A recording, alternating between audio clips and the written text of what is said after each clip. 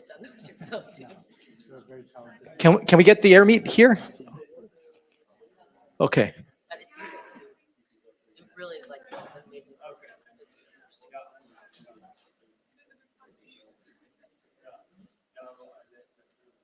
We have more mics, right? Hello. Hello. Hello. Yes. It's very interesting to see it all in one two slides. Yeah, I know. My whole journey. Hello? Testing. All right. Do we have, is Gautam, are you on there?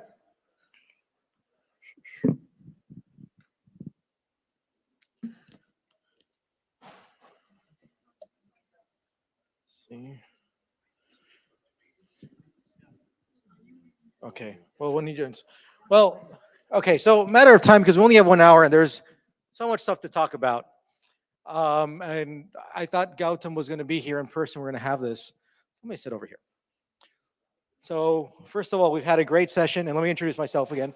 My name is Juan Sequeda. I'm the principal scientist at data.world, but I'm also moderating this because I also have our podcast, Catalog and Cocktails, which is an honest, no BS, non-salesy conversation about data. And even though I do work for a vendor, I'm not going to be talking in representation from the vendor. And that's why there are no other vendors in here, because we don't want to be salesy. So you all very well presented the architectures today of knowledge graphs. So part of the questions I wanted to go through is, what does a knowledge graph architecture look like today? And we've seen them. We've seen several of them today. And what I want to go through is, where should we be going tomorrow? What you presented today, what were the lessons learned? Like, I don't think we magically got here all right on the first time. So what are the things that you should go off and tell your previous self from 1, 2, 3 years ago, saying, hell no, I don't want to go do this. And then there's another topic, which is Bob Muglia started out today talking about the modern data stack and Snowflake and reverse ETL and all these other things. And none of that stuff showed up today. So what's the relationship between these knowledge graph architectures and the modern data stack? And I think Gautam is there. Hey, yeah, hey everyone. Sorry, I could join through remotely, right? Yeah. Okay. Yeah. So hopefully you got my intro. So, So with that, I'm just gonna. You kind of saw my intro. So who wants to go first? Which kind of goes. I'm gonna start pushing, and let's just start talking. So who wants to take it off first?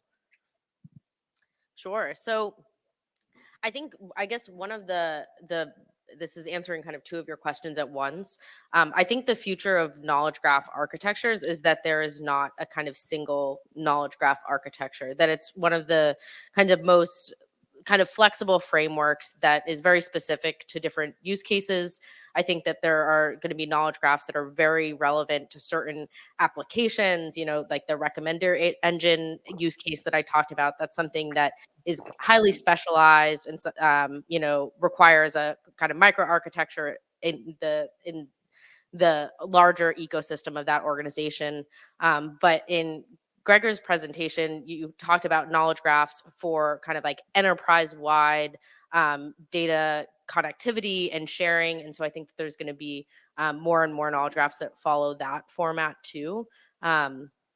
So I think that there's going to be there are going to be a variety of ways and scales that knowledge graphs are going to be more and more prevalent as we go forward.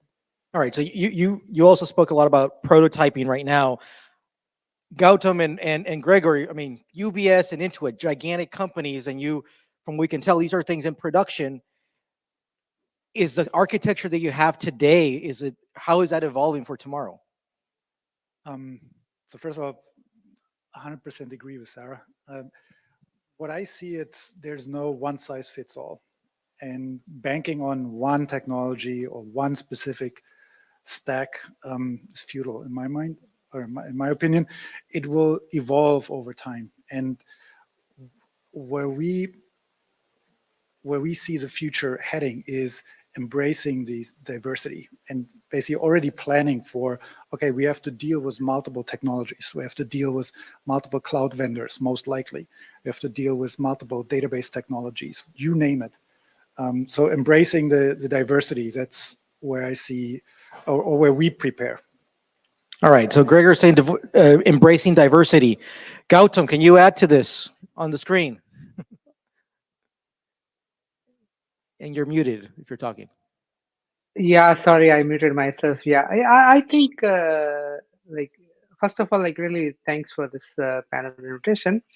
And I would say from the knowledge graph perspective, it will take some time to take shape to kind of a well-defined architecture or a pattern that everyone can use. For time being, like, the knowledge graph is going in a way that it's trying to solve problems from various domains, right? So each domain is picking their own like solution to solve for the knowledge graph architecture, right?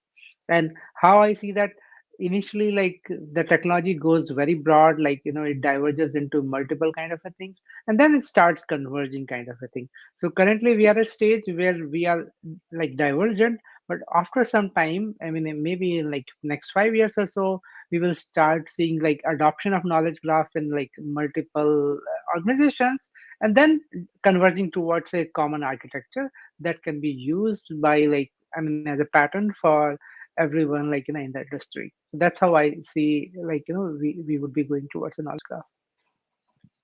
And one thing I'll add to answer your question about what does like the future look like, my wish list would be when a company is establishing themselves, maybe they're starting up or they're doing a very kind of strategic conversations, that they have someone who is like a chief modeling officer or someone who at like the top down when making a business plan is coming up with, this is the way that we want our data to be modeled in a central fashion, and that would just be part of the way that applications are evolving and continuing to be integrated. Because I think what is happening right now is that we have organizations that already have tons of data, tons of applications. They're trying to reconcile the meaning and using central models to bring those together. But I think it would be interesting in the future if you start with that like model first and see if that sets like a strategic guideline for people at all different levels. Bravo.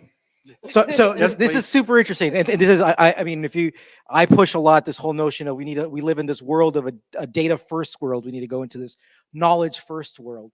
Are you proposing that we should be able to we're shifting the role of a chief data officer to a chief data and knowledge officer or a chief knowledge officer? Is this a crazy thing to think about, or is it just words and doesn't matter? Or Both have a place. Like chief data officer, more concerned about governance and adhering to security, those kind of, and explaining the data.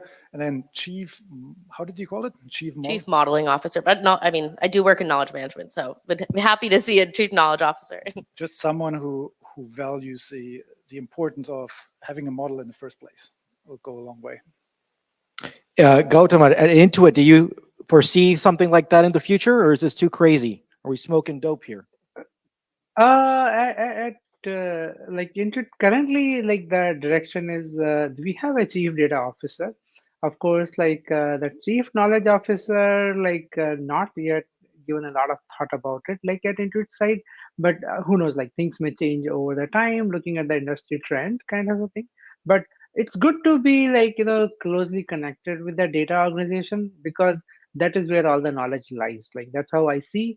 And at the same time, like the data organization has to be accessible by all the like business, marketing, and like even non-tech people, so that they can bring their insights within the data organization. They can bring their needs. That's how this whole overall knowledge graph can be built. Yeah. All right, so let's dig in. Let's get into the details here, because we're still kind of fluffy, and I want to do some stuff. So, what are the parts of the architectures that we're not talking today that should be in the future? For example, it goes mentioned, but not specifically. We talked about identity, right? We have to go reconcile identity, but in all of these architectures I see, even in the modern data stack and here knowledge graphs, like where does entity resolution show up? I mean, explicitly, are we just assuming it happens? But so that's one thing I'm not seeing, for example. Inferencing is something that is, we've talked about it, but it doesn't see, is it just also entailed that it's going to be part of these systems, or is there something more explicit that's missing here?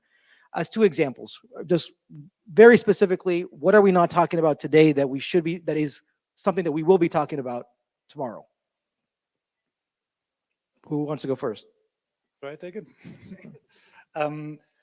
So when it comes to aspects that we're not talking, I can speak for ourselves. Like, one of the big headaches that we have is the representation of temporal data. How does the whole data set change and morph over time? I don't have a good answer for that part. And the whole topic of entitlements is a major headache for us. How shall we permission someone to look at data? Is it based on the source? Right now, we sort of like dancing around it by saying, well, whatever the entitlement structure and the sources. But as soon as you combine a couple of sources, it becomes a hard problem. So those are two areas where I think that we as a community need to invest a little more time and effort. Very specific, love it. Temporal and entitlements. Anything to add? Yeah, I mean, to touch on the two examples that you used around like identity graphs and then in inference, I think that those will look different in terms of, I think identity types of graphs and that would support entity resolution should be hopefully in the future something that's like business strategic and something that, you know, that there are efforts around people, not to extend the chief modeling officer like use case too much, but you know, you would have people who also are owning, you know, what does our employee 360 look like? What does our customer 360 look like? Back to the use case about where customers that you talked about in your presentation, you know, where all the different places that customers are represented. And so I do think that every business has probably less than 10 like key concepts that are like critical to the way their business operates. And so it would be interesting in the future if you have people that are guiding the identity resolution for each of those things and using shared technology, but different modeling across those. I think inference is something that is more specific to use case. Like it would need to be more driven by specific business problems and specific industries at specific organizations. I don't foresee there being just kind of like generalized inferencing technology. I guess maybe some types of like insight engines, but I think it will be hard to get real like investment and momentum of those if there's not trying to like infer what, you know, having those be more use case driven. Gautam, would you add something else? I would like to add few points here. One is that like identity resolution, that is, I think, one hot topic, like, you know, that we are also working on. And I know we solved for the identity, but now the identity resolution, what we have found is that like different domains, they look for different algorithms for resolving the identity. So it's not like, you know, one kind of a silver bullet through which we can solve it. So in such a scenario, like developing identity resolution as a capability and adding an AI aspect to it, like that is another part, like, you know, where we can add a confidence level. And then this durable capability that can be configured like based on different use cases and domains, that can serve for like a large organization like Intuit, right? So I mean, and at the same time, like when we say identity, it's not only just about our customers. Like in future, we might need to look for it like our customers kind of a thing. Like so, I mean, there are like businesses where you are not limited like just to like initial set of customers, because it's a network effect when we create a graph. So there, one has to bring the same lens and maybe some configurable service for that, where you can resolve the identity of your customers also, and that way this whole ecosystem can work. And I mean, obviously you can start integrating with the other organizations, other graphs kind of a thing. That way this whole ecosystem develops. I think one other thing we didn't acknowledge too much today, and probably appropriately because this is the data architecture track, but is around content as like a data product too. And I think in the future we're going to see more componentized content and ways that like the best practices around, you know, extracting meaning from content, not just through like tags and concepts, but having, you know, more I guess, yeah, more like structure from unstructured content as part of the knowledge graph ecosystem. So we've been talking about kind of what the future, but I want to go a little bit about to the past of what is your message for folks who are trying to go do this, saying, stop, don't even consider doing that, right? Because you're going to go down a rabbit hole, and we've already done that. What are those things that you'll tell people don't do, and things that you would encourage them to continue? So I would say rewatch Sarah's presentation. It was an excellent summary of what to do and what not to do. So I wish I could travel back in time like 10 years and basically change a few things, because I went down every rabbit hole and probably made all the mistakes. So it was nicely summarized. Can you share a couple of the true pain points that you're like, oh my, you cry thinking that you went down with that? Like how? Yeah, let's get. Yeah, well, one is trying to solve the wrong problem, and that is probably my biggest regret, is running after the wrong use case, not clarifying the problem enough. It goes a long way to basically first figure out what the problem is, and it's a shiny technology that you can apply, but if it's a wrong problem, it doesn't matter. So that's probably the I know it sounds a bit shallow, but it's the truth. Like, figure out what the problem is and solve just that. Okay, so to build on that, like what was your realization? Like, how did you realize that this is the wrong problem? I mean, did you wake up one morning and talk, or what was the evolution for this? The evolution was that budget was drying up. Money drives everything, right here. So if you find the right problem, and if you solve someone's pain point in the business, money will follow. And sure way to realize, oh, you're on the wrong track is budget dries up. You cannot hire, you cannot renew licenses. So things slowly die off. That was my realization. No one tells you up front you suck, but it gets slowly. Okay, that's a very concrete lesson learned here, right? Is follow the money. If you can't get the money for this, right, probably not solving the right problem. I think another kind of lesson learned throughout different types of use cases, like you mentioned, you know, graph technology can feel like this shiny thing that you want to like experiment with and try to fit everything. But I think we've learned throughout different engagements that not everything has to be modeled and stored within the graph. There, you know, there's like certain types. I was working on one project where we, and I actually mentioned it in the presentation, it was pulling together data from different, what are they called? Scientific instruments. And some of them were bringing in continuous data. And so we had information on particular like experiments that had like, you know, millions and millions of data points. And it didn't make sense to spend the energy pulling those into the graph and using those. It just, you know, increases the cost, it increases the physical cost, but then also just the cost of doing like executing queries.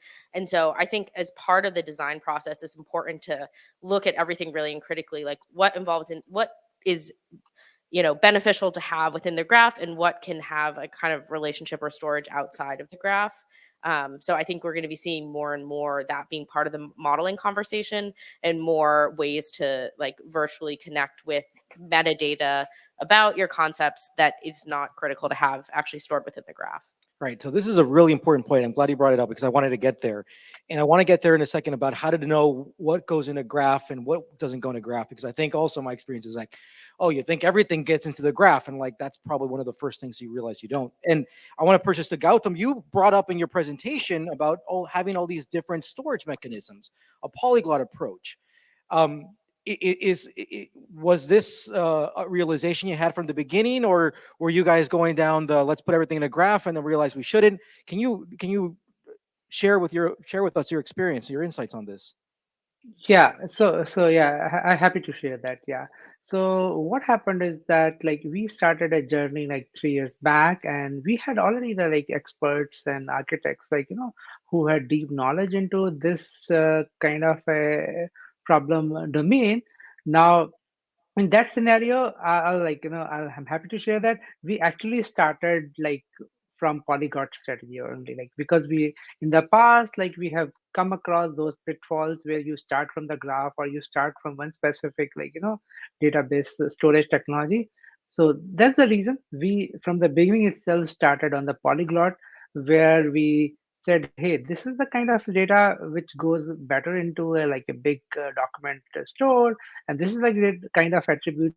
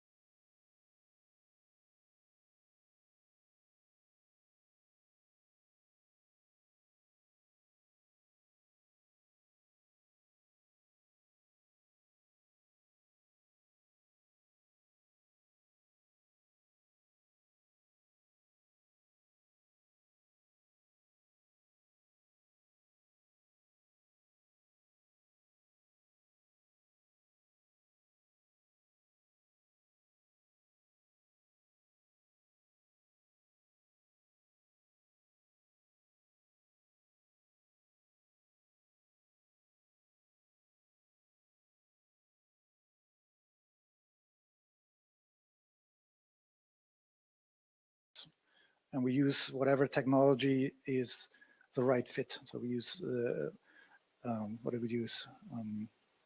Elasticsearch for search, Graph Store.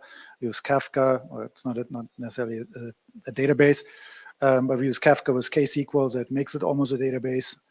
So we use whatever fits the bill. All right. I think this is an important message too, that I think a lot of people coming on board with knowledge graphs think that it's a graph database, right? A knowledge graph is a graph database equivalent. I think a takeaway here is it's not. It's much more than that. And I think the devil's in the details here. So let's talk about access. And several times we've heard about GraphQL, we've heard about APIs, we have query languages, Sparkle, Cypher, Gremlin, all this stuff. What are the access patterns within your data architect, your knowledge graph architecture? Yeah. Question for me? For everybody, right? So we started out with an API first approach. Then we morphed it into GraphQL, and a similar pattern to our persistence storage, that we say we support whatever fits the bill. Same there. We have some REST, we have GraphQL, we pipe out data into Kafka. It depends really on the use case. Use case. I would say the same thing. It completely depends on the use case. And that I think one of the benefits is that you can use a single knowledge graph to serve multiple different types of access patterns. And so these all get translated to a query over the graph, or just kind of get a little bit more into the details?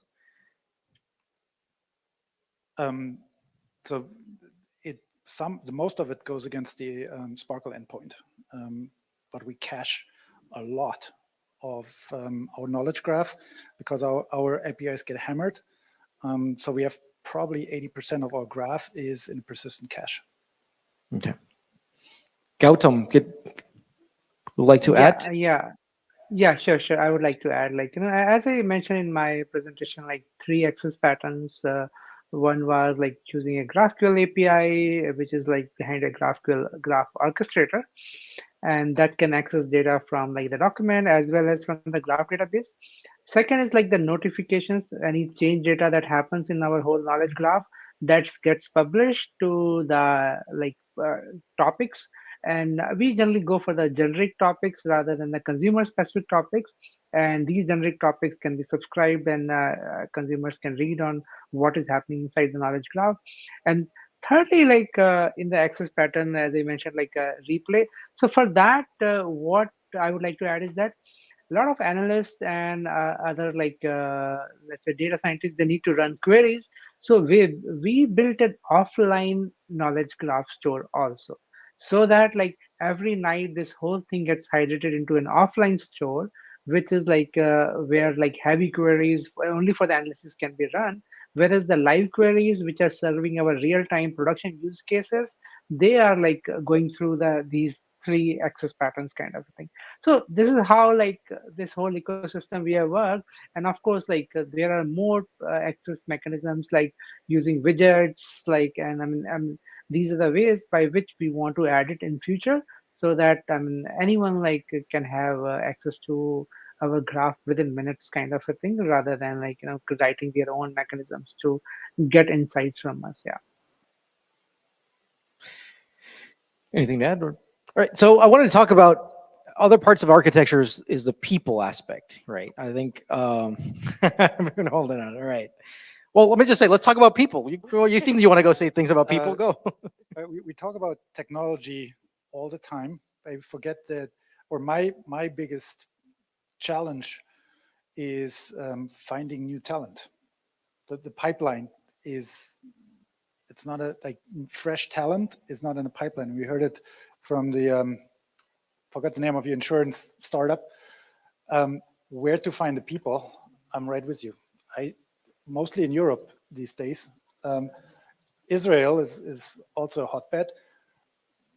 Outside of those areas, it's really difficult to find talent. So my biggest concern is that the pipeline of new talent dries up. And happy to hear that there's a knowledge graph university. Great idea. Thank you for plugging it for myself. Yeah, should have more of those. Happy to share any information about that, but it really is. I think one of the reasons, so at EK, I think we have one of the largest team of ontologists, and have been able to, through kind of collaborating with a lot of roles that if people were in-house, they might be a little bit more on their own and might not be able to have that kind of collaboration and professional development. So we've seen, a lot of best practices have come out of that and have captured that as part of the Knowledge Graph University. But it's something that we see as well, is that it's kind of like a specialized skill set that is hard to find just in the industry. But what would be great to partner up with universities and colleges, such as Cornell, to have something specialized and to create this pipeline. And who are you trying? What are the types of roles, and what should people know that you would like to go hire right now? Like literally, who are you hiring? Who do you need to hire right now? What are the skills they need to go have? Coding, RDF, Sparkle, data literacy in general. Like someone who knows data can be cross-trained relatively quick. A willingness to learn. That's what I'm looking. I'm not even looking for, do you have Sparkle RDF, because it's such a small community. I'm looking for someone who, a data engineer who's quick and willing to learn, and to assess is rather difficult. But that's the approach. We do a lot of internal, then cross-training. Sometimes it works, sometimes it doesn't.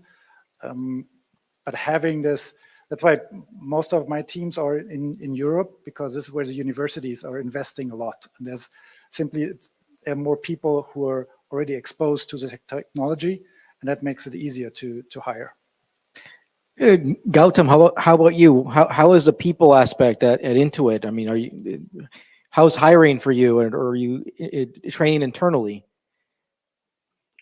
I think hiring, I would say single word, like tough. That is the part. Like it's very difficult to find the right kind of people for this kind of a domain experience, and I mean the current market situation. So that is something I would say, like hiring has been a very a big challenge for us. At the same time, this has given us a very big opportunity to grow, experts within the institute, right? And that's the culture we have developed, having a multiplier factor. Like if we get, I mean, an expert, how we can, have multiple experts by gaining the knowledge of that person within that team. So that is really a strategy that has helped us a lot. So I mean, and that also promotes a culture of where engineers, even though they are not hired for specific skill, but they get an opportunity to grow their skill into this kind of a hot areas within the organization. And that's a big motivation and binding factor and career growth factor for the people perspective. So that way, I'm fortunate, that we have good mind, right-minded people who have grown as the data experts, as the knowledge graph experts within the team. And that is something I would like to share that. Yeah. So we want to get people questions in the audience to start thinking about them. But so you wanted to follow up or? No. Oh, okay. Well, so I want to continue on this people aspect right now, because one of the things that I see a lot is as I mentioned before, we live in this data first world, and everybody is just here. I'm setting up my pipelines and putting in my data, but I'm like, and what Ora was saying earlier today is that we need to be able to understand what the data means, right? And accessible data is the bits plus the semantics, but a lot of this semantics is us being able to be a bridge between the consumers and trying to they understand what the problem is, and they're able to translate that into the data to the data folks and be those bridges, right? And we're talking about data product managers. And one of the things I struggle is that we today in industry, like modeling is a lost art. I mean, that's something I see. I mean, you're saying, no, I don't know if in the finance world it's differently, but how do we change this culture with people about, you need to start thinking about, it's not just about the data and dealing with the pipelines and the big data and look at my quality, but it's like, no, we actually have to go start talking to end users and talking to humans is complicated, right? It's a cultural shift, and it seems that it's something kind of scary and people are not on board yet. That's something I've been seeing myself. I mean, you're shaking your head here. What do you, I'm curious to go see, are you living this situation that I'm sharing right now, and how do we address it? I'm not sure if I live the same or have the same experience, but what I see is that if anything, graphs make it actually easier to think about data structures, and it's not so a lost art if it's someone who does relational modeling. That might be a lost art. But if we look at folks today, I mean, all the data engineers, developers, and software engineers, right? They're like, well, no SQL, right? Yeah, here's a bunch of JSON.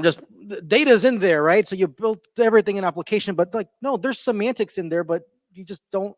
Where is that, right? And that gets lost, and it's something that we've gotten used to today. And I think that's kind of the source of the problem. I think it's like a pendulum. So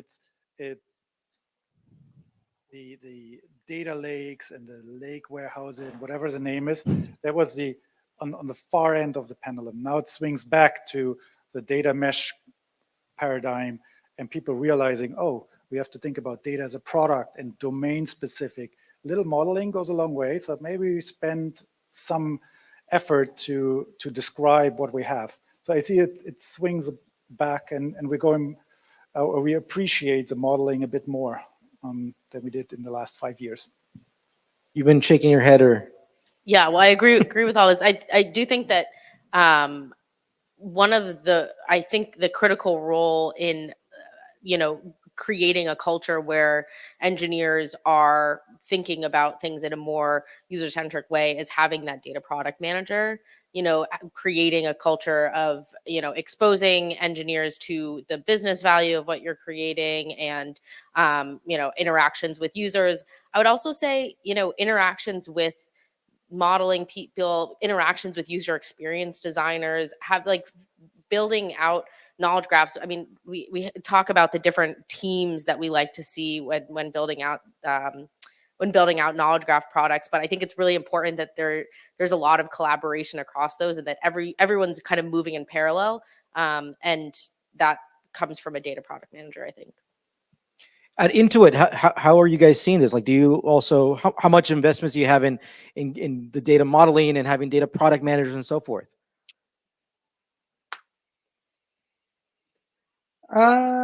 I mean, at Intuit perspective, like what it's like a common kind of a team, nothing like that we differentiate these like functions, because I mean the need is like to wear multiple hats, and like that's how we try to solve for this problem, rather than taking it like in silos, so where like one person is specifically for this kind of a problem, right? So that's how we tackle it. And on the need basis, on the like project basis, we form the mission teams, and there like we can put on these hats and solve for whether it's a data modeling or like for data architecture or these kind of things. So another thing that we've seen kind of throughout the day is this notion about domains. How do you suggest that you figure out what is the first domain you start with? That's an excellent question. Let me know if you get the answer. Personally, by chance, looking at the use case and hoping it's the right domain to be in. Okay, just luck. A little bit of luck. Yeah, I think it's a combination of, if you look at, wanting to provide value to business stakeholders and sponsors, looking at something where there's honestly, like where there's data and content available, and in a format, or aggregated in a way that incorporating into a graph provides significant value that it doesn't currently have, but also is achievable and something that you can kind of put together in a quick, valuable way. So I think it comes a lot down to like what the resources are. And we talked about it before, like where there's interest and where there's money and where you can provide value to then grow out a more like a culture of building out knowledge in this kind of way. I just say it's kind of lame that we don't know how to go do this. And I think if we start thinking about like what you're suggesting, that your chief modeling officer, but I'm gonna push it to more the chief knowledge officer, that should really be like some cross-cutting kind of domain itself, right? That is, I need somebody or team to go off and just go talk to people all across the organization. All they're doing is just interviewing people to be able to go identify what's going on. I mean, it's almost like this, like the scientific method is like, let me go observe the real world and what's seen. And then like, hey, I'm seeing this. I'm seeing these words. These words come up all the time. They all mean different things, and they're all tied to some money. Something's interesting here, I think. And that's a good idea. Like from my perspective, it's probably also different for every industry. Like there's no, it would be easy if it would be, oh, just zero in on this domain and you're good. It's not that simple, and probably for a good reason. Yeah, and I mean, as much as I think I would like to think that the best domain to tackle first is the one that would like provide the most like value and improvement to users and internally and to customers. A lot of what we're seeing too is use cases driven by risk or privacy concerns or governance risks, where there needs to be like a centralized modeling on PII, because they don't know, where is PII across the organization. As there are more and more privacy laws, it's important to have that. So I think that that's going to be like increasingly a driving factor. Worked with a medical supplies retailer, and they wanted us to start with what is the highest like regulated content, and making sure that that information was modeled in a centralized way that they would be able to, mitigate any risks that would come with that content or data that's being regulated. Come to think of the, now that I had a little more time to think about the question. For me, one of the litmus tests is, if the problem is hard enough, then chances are I can apply a graph somehow to solve it. And then I know, okay, this is worth the time to invest. If it's simple or something that's already covered with a simple report, then probably not a good use case for a graph. Yeah, the analogy of do you need an aspirin or a vitamin, right? You need to find really big pains, not something that it's like, kind of already works. You can make it better. Gautam, how about you at Intuit? Like, how do you all define or identify the first domain, the domains to work on? So, so I think there are two ways from where we start. One is like the business needs. That is how we start from. And the business needs are primarily like based on like new kind of use cases or innovation we are trying. That is from where, let's say, we have Credit Karma and we have MailChimp. So we came up like, new kind of a business use cases started coming like from that perspective. Then the other domain is like within Intuit, like we have a very good thought leadership from our architects where we look forward for taking the platform to a target state. So that is like our continuous journey, not being settling with like, one sale kind of an architecture. So we keep on moving towards the target state, looking at the industry trends. Based on that, we like, it's kind of a confluence of the business needs as well as the like architect like direction. That way we reach to the right kind of a domains where we start focusing on. And then like once we build it in a generic way, it's much easier for like picking up like a new kind of a problems which are of similar nature in that domain kind of a thing. So that's like, our key recipe for like picking the domains. So one thing we need to talk about architectures, and you brought up in Gregor in your talk, is data mesh already, right? So for me, one of the interesting things about data mesh is finding this balance between centralization and decentralization. When we talk about architectures, right, there's usually it's like, oh, they're a centralized org who manages everything. How are we seeing this knowledge graph architectures evolving in this balance between a centralized and a decentralized world? So, for example, I mean, is everything centralized? How are you managing this? And so that's a question for everybody. We'll go. So the central aspect for us is the model. So we say there is a set of standards and rules, and yes, we use RDF, but it's extensible, and we allow others to contribute.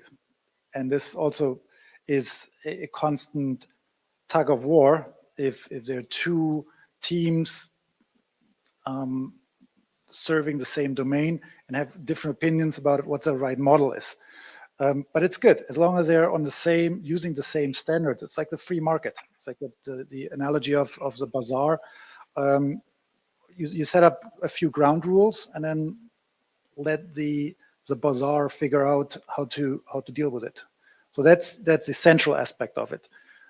But it should be extensible and open for everyone to contribute.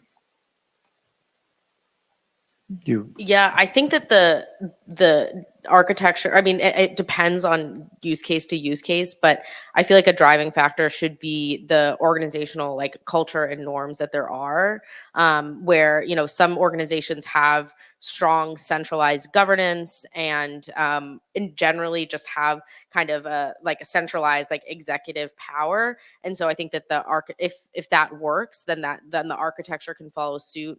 But it could be different where if an organization has a lot of trust in different departments or application owners or things like that, then you can start with something that's a little bit more decentralized. But I think in either scenario, the architecture can push the organization a little bit past where it's going. But in the end, in architecture and the products that are related to it is only going to be as successful as the users who are operating it in. So I think you have to move within what the organizational culture is.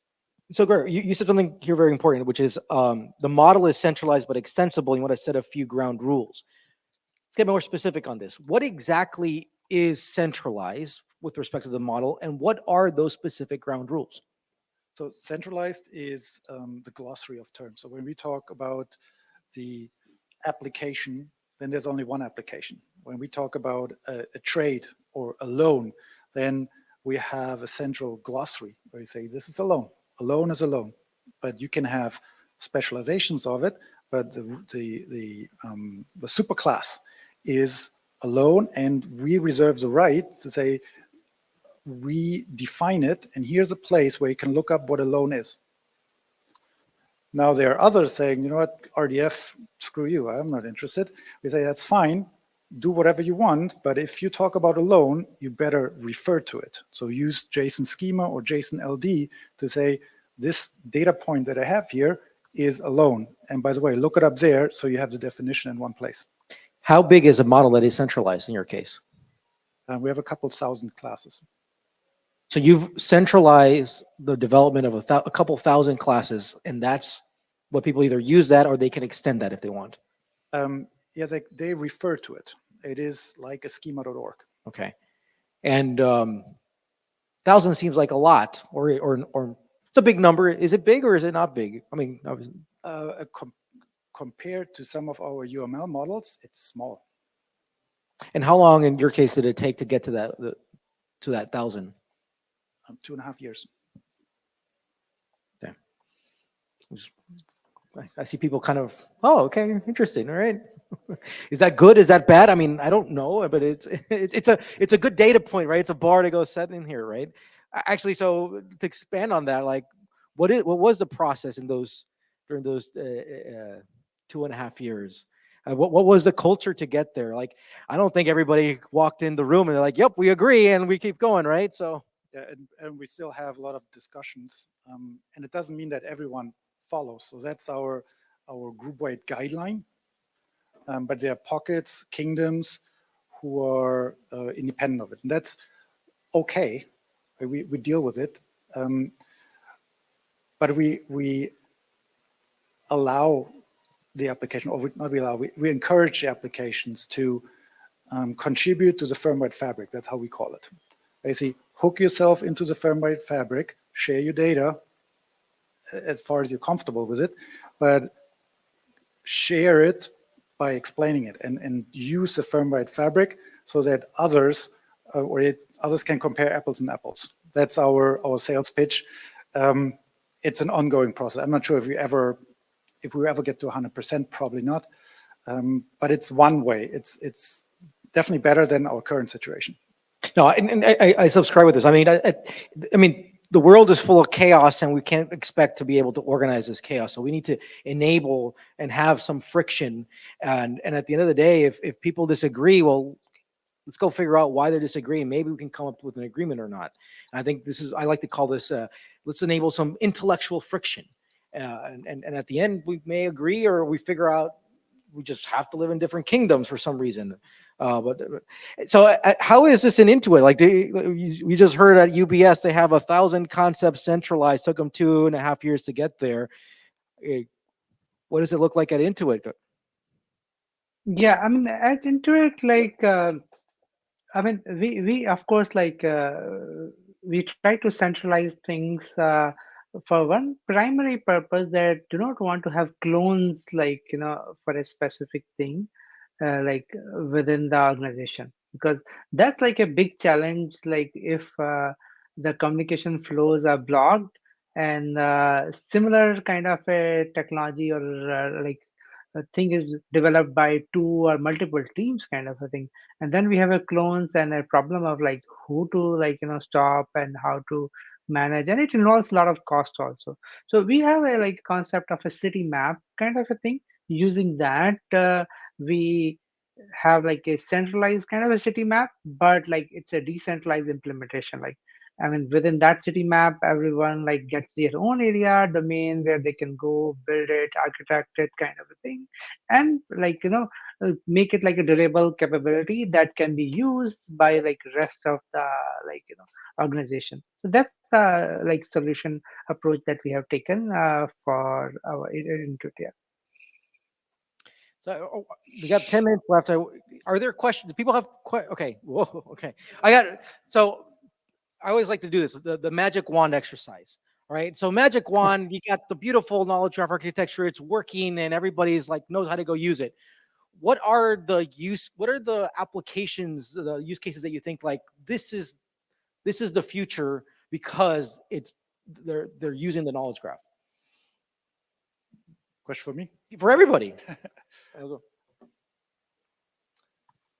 What is the one thing? I mean, I think every organization wants Google. Every organization just wants the knowledge panel that you have in Google that you can look up any concept, any question. I think that that's the kind of experience that people want in every sense of their world. I mean, I work with some clients that just said, yeah, our intranet doesn't work well enough, so we just use Google. It's public enough, or it's large enough that a lot of our product information is just on the web.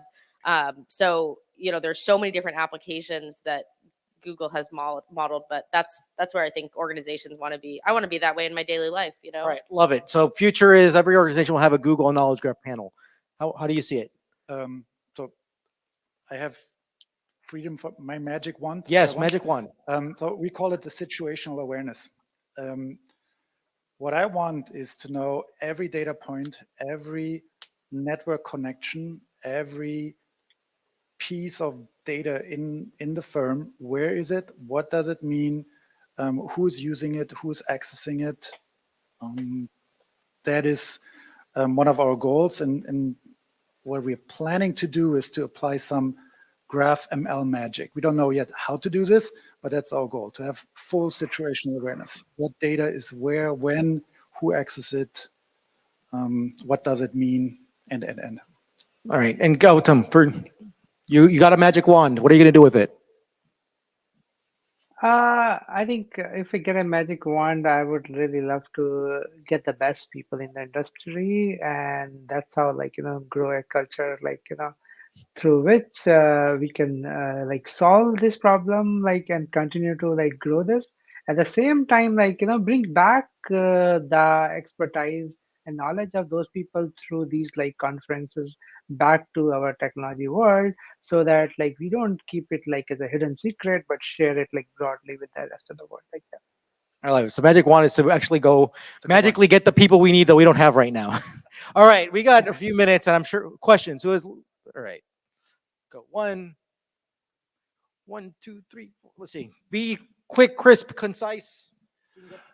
Yeah, on the topic of graph evolution, graph maintenance, what are the key architecture principles to put in place? Like if I make a parallel to APIs, I mean, building an API is simple. Building an API that meets SLOs, SLAs, high availability, cost effectiveness in the cloud, that imposes some architecture choices to do. So anything that we need to think about as we build a graph for evolution of the graph and maintenance. I mean, this morning there was a question about how do we manage materialized links that we create based on insight or inference. Question for me. So one thing that we apply there is what we call data observability. So we're looking at the same data over time and have basically a watchdog, and it's a data set. If there's any deviation from what's usually expected over time, at least we get an alert. But it's a hard problem, and I cannot claim that we succeed.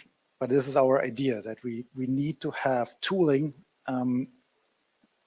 that supports us, because doing this on a manual basis or just hoping that things don't change, that doesn't fly.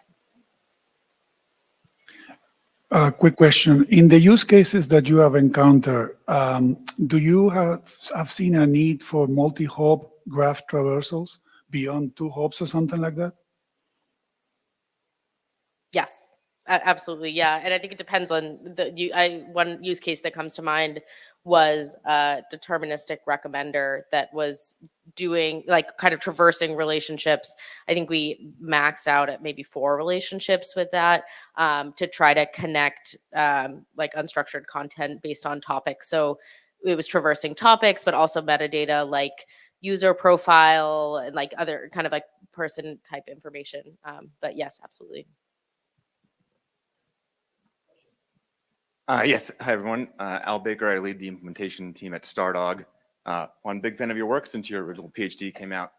I do want to take one issue that data modeling is dead, though, in that. Well, I don't say it's dead. It's art. It's better not be dead.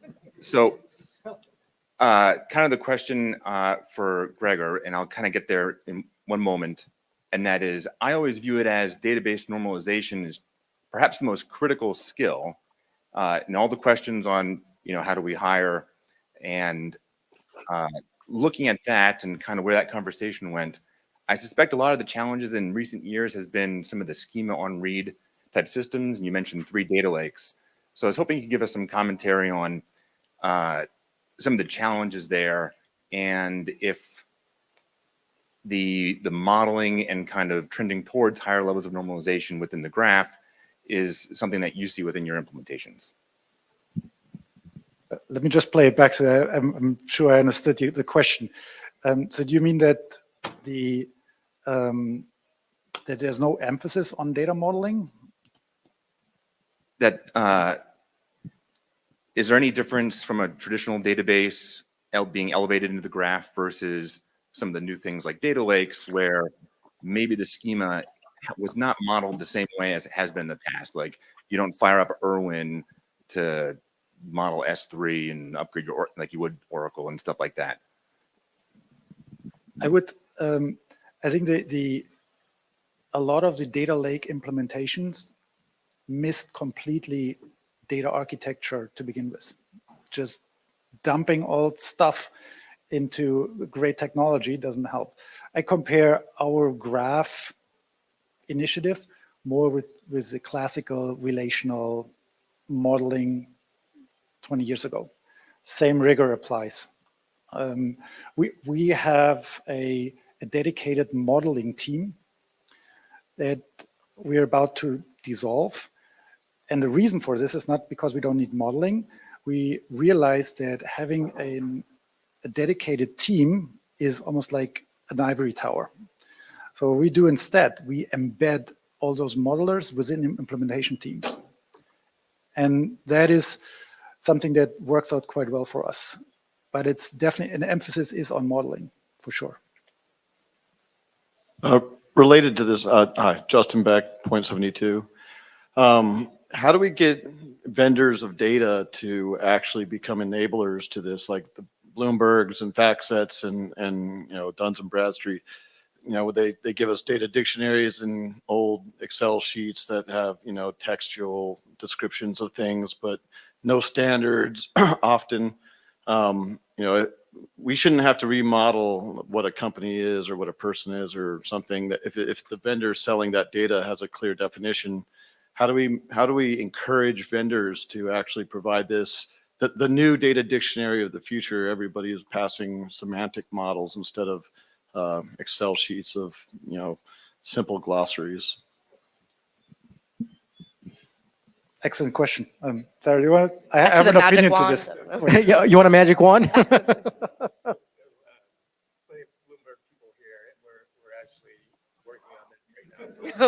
So there's Bloomberg people here. So how about we wrap up that question saying, let's all talk to them right now. There's some Bloomberg. Okay. All right. Well, it's 4 o'clock. I want to wrap it up. As always, as we do in our podcast, we give our takeaways. I've been taking my notes here. So embrace diversity. There is no one size fits all. Do we need a chief modeling officer, or what I would prefer, a chief knowledge officer? What are we not talking about today? Temporal entitlements, permission to access data, identity resolution by domain, but with shared infrastructure. Different domains look at identity resolution differently. Lessons learned, solving the wrong problem, and the money dries up. So we need to focus on that. Not everything needs to be in the graph. From an access perspective, API first, GraphQL, but depends on the use case. A lot of caching is involved. People, we talk a lot about people. Finding people right now is in Europe and Israel, you're saying, but we need to go educate, hire more. How to identify the domains? A lot of luck. We'll go find the use cases, regulatory, find those big pains. Between the centralization, decentralization, the models are being centralized, extensible, using the same standards. UBS has 1,000 concepts built over 2 years. Intuit has a city map. What does the future look like? We want the Google. Every company should have a knowledge graph, situational awareness. We want to know everything, who uses it, what uses it. And Gautam would use his magic wand to go hire the people he actually needs and embed modelers and implementation teams. That's the summary of this big panel. And with that, if you like what you heard, I do this every week on Catalog and Cocktails. So I'm actually going to record it live with Francois in an hour, and you can listen to it every Thursday. So That's my my shameless plug. Thank you very much to the panelists. Thank you. Yeah. Thank you. Thanks, everyone. Thank you. Thank you very much.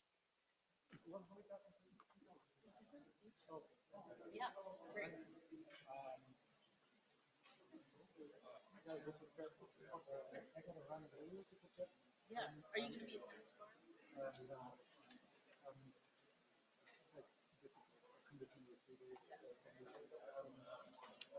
We can click.